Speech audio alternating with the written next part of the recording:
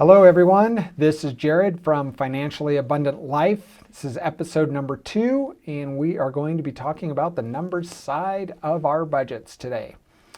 Now, if you'll remember in episode number 1, we talked about how money has two factors to it. There's the numbers side and the mental side, and we have to be good at both of those to be financially successful. Today, I'm just going to address the numbers side of creating a budget for your family. On a future episode, we'll talk about the mental side of staying on budget and making that accurate and all of that.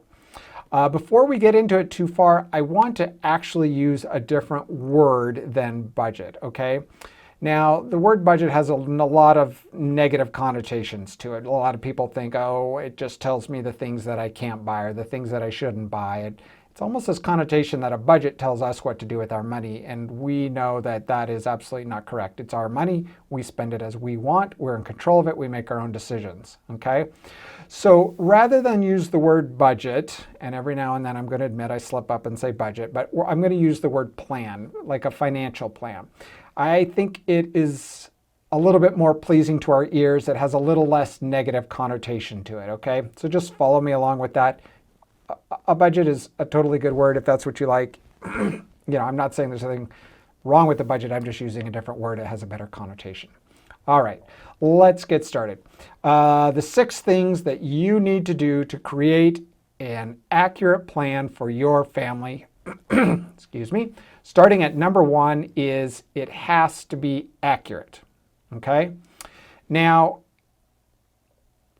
one of the ways to make your plan accurate is to go look at what you've done historically for the last 30, 60, 90 days, however you want to do that.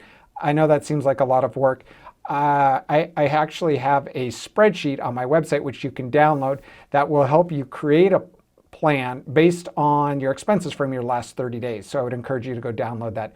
If you're watching this on YouTube, I will include a link to that down below. If you're listening to this on a podcast, go to my website, financiallyabundantlife.com. Go to the podcast section, go to podcast number 2, and I will have a link there.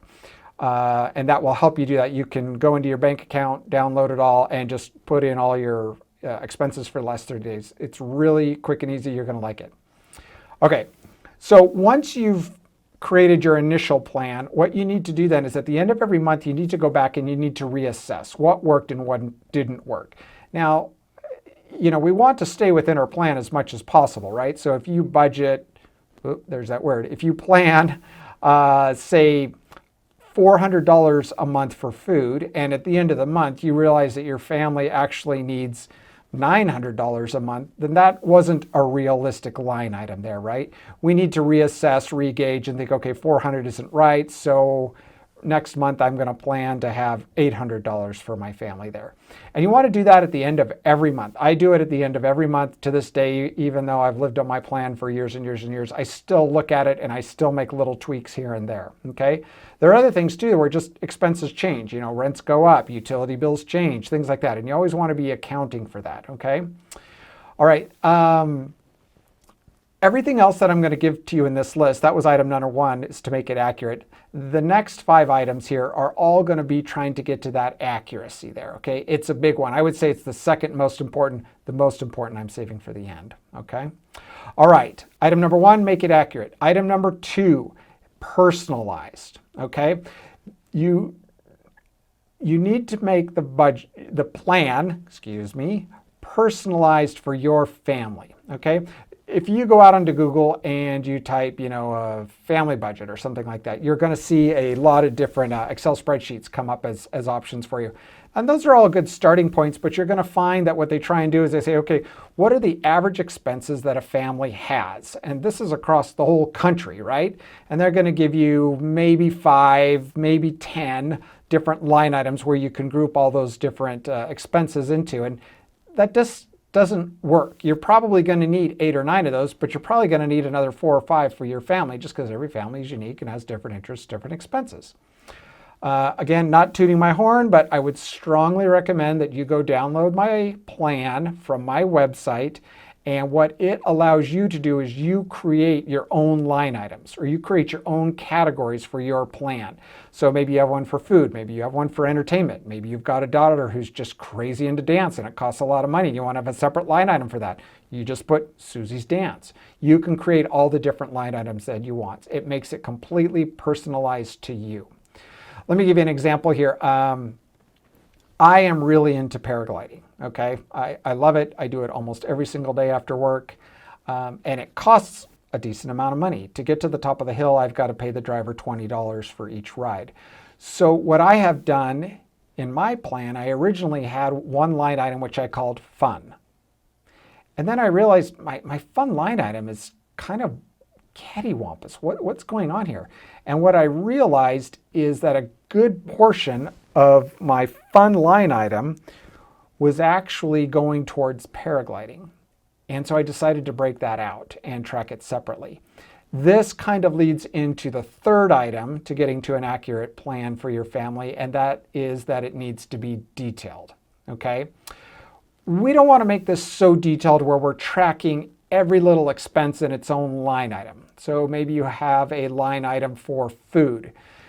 You don't necessarily need to create one for McDonald's and then one for, lunch and then one for dinner and one for Safeway and one for, online orders. What you'll want to do is it'll become somewhat intuitive to you as you go throughout the process, but you want to make them detailed enough where it's meaningful to you when you look at it at the end of the month. So you're saying, where am I spending my money? Where is our family spending this? So you want it detailed enough that you can make good assessments at the end of the month, but not so detailed that you dread going in and updating the budget. The plan, sorry. All right, so let me give you an example of this here.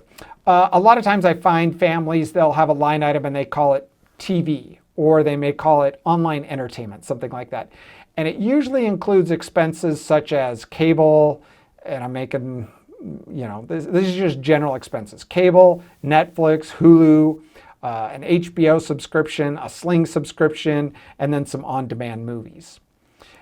And that may work for you, and that's great if it does, but I've noticed that some other families too, they say, you know what, we want to break this out a little bit. We're going to put TV and cable into its own line item, and then we're going to put all the streaming services into another line item, Netflix, Hulu, HBO, and Sling, right, and whatever else you've got there. And we're going to put on-demand into its own line item. And that way, at the end of the month, they can go back and say, well, how much are we spending on all these streaming services? And sometimes those numbers get quite big, and they're like, oh my gosh, I had no idea we were spending that much money there. And they think to themselves, well, we don't really ever watch HBO, or we're not using Sling enough, or Sling repeats over our TV. You can make different assessments like that and cut out certain costs. Or they'll look at the on-demand and they'll realize, wow, we are spending just as much in on-demand as we are on all our other streaming services combined. So maybe let's just figure out, is on-demand something we want more than the streaming services? Or is the streaming services, maybe we can get all those on-demand movies on our streaming services if we just wait a little bit. Again, it just allows you to make assessments to control your costs. It'll become intuitive as you go through it. Okay, so let's review. Number 1 was accuracy. Number 2 was personalized. Number 3 was detailed, but not too much. Number 4 is a contingency, okay? Now, this is probably new to most of you here. I'm actually adding a line item to your plan that I want you to include in your plan, okay? Contingency can also be described as the other line item. So when I worked for banks, we did a lot of construction lending, and these were big projects. I mean, they were $20, $30 million in cost to build an apartment building or whatever. And what banks require when you do a construction loan is a percentage of the total costs have to be, you have to have a contingency allocated, which is based on your total costs, okay? And all they're saying there is, I'm gonna make up a number here, is if you have $100 in costs, a 5% contingency means you have to reserve 5% in contingency, or you have to reserve 5% for things that go wrong, okay? Now life happens, right? If we had no unexpected expenses, we could create our financial plan and live on it and be perfect, and we would meet our goal every single month. But we know that doesn't always happen, right? The car breaks down, the kid breaks their arm, child decides to enroll in a new class or something like that.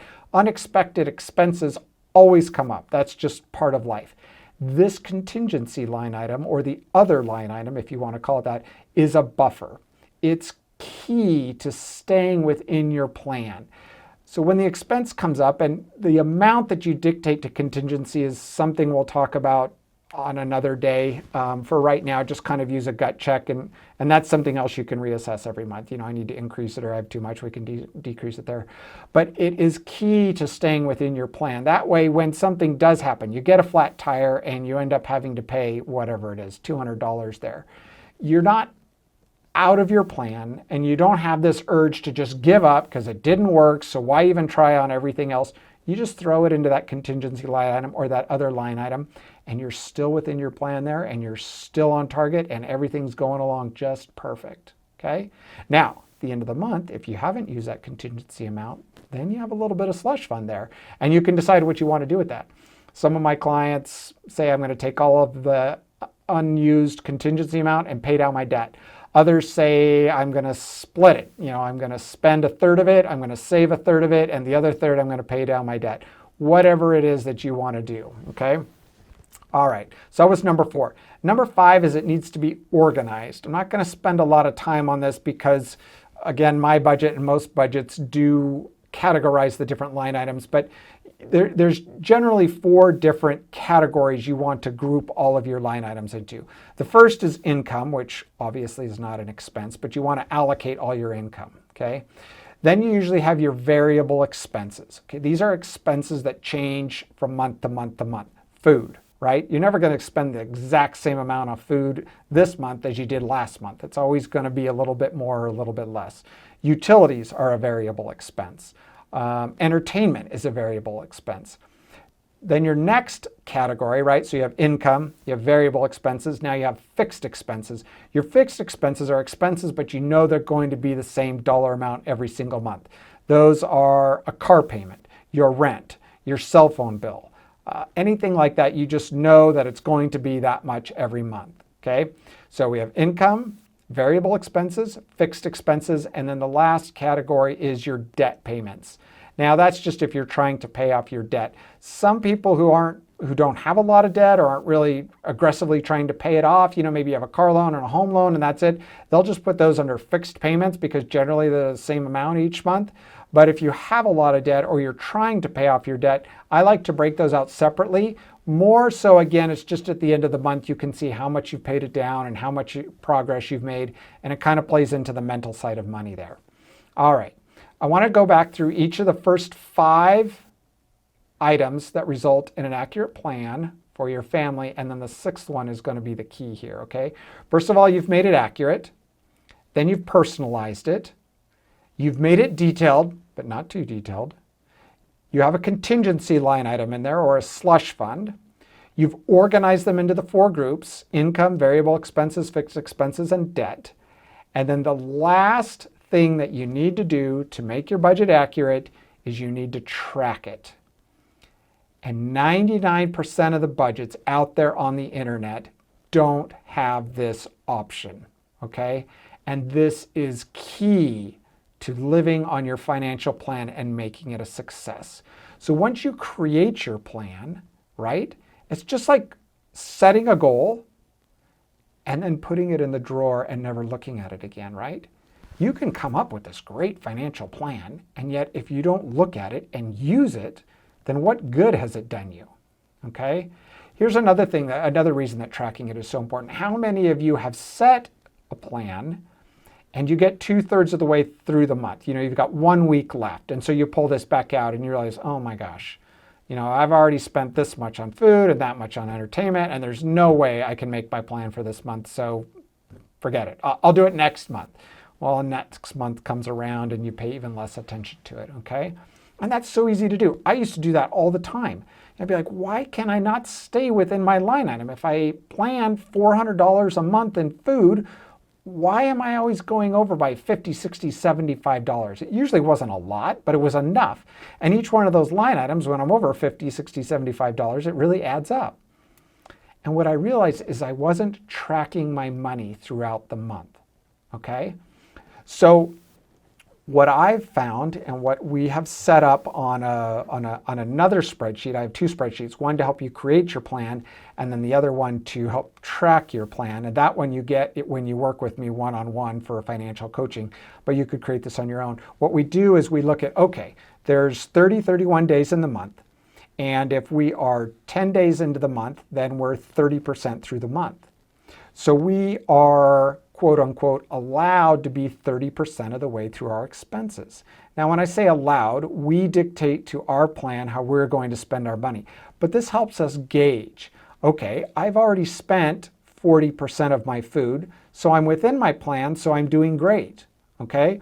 Or, wow, golly, you know what? I have only spent 15% of my food budget, and my friends have asked me to go out this weekend and kind of live it up a little bit, so I've got a little extra slush there, I can do that. Or, oh, I'm already at 35, 40%, and my friends want me to go out. I'm going to go out, but I'm maybe not going to get a full-on meal. I'm just going to get a drink. You see how those little tweaks add up, and you can make those little decisions. Rather than when your friends call you up the last weekend of the month and say, hey, let's go out. Sorry, I can't. I don't have any money. Well, that's boring, right? Wouldn't you rather go out and just have a drink or maybe just get appetizers? Maybe eat a little dinner before you go out so you're not starving. And you still go out and have fun. You just make little corrections throughout the month. Same thing, maybe you've got a line item for lunch at work, right? So you go out and you're normally eating your $8 to $10 lunches every day, right?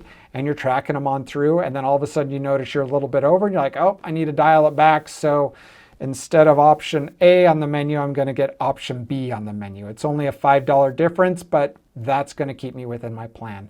Those little tweaks are going to result in a huge success to staying on your plan.